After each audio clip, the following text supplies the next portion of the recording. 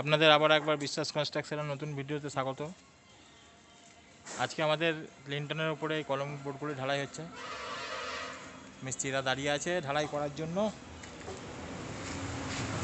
আর সকালের দিকে আমাদের এদিকে গাঁথনিটা কমপ্লিট হয়ে গেছে, ছাদ পর্যন্ত, মানে ছাদের নিচের লেভেল পর্যন্ত। এর উপরে ছাদের সেন্টারিং আরম্ভ হবে। সাইডে 10 ইঞ্চি করে বিম হবে হাইট।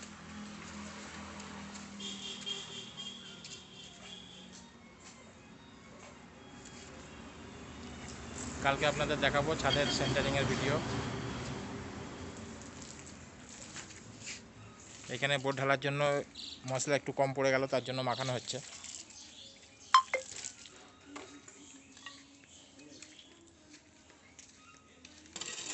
আজকে আমাদের জাহাইপার তাহেরাম মিস্ত্রি আসেনি, কামাই করেছে, অ্যাবসেন্ট।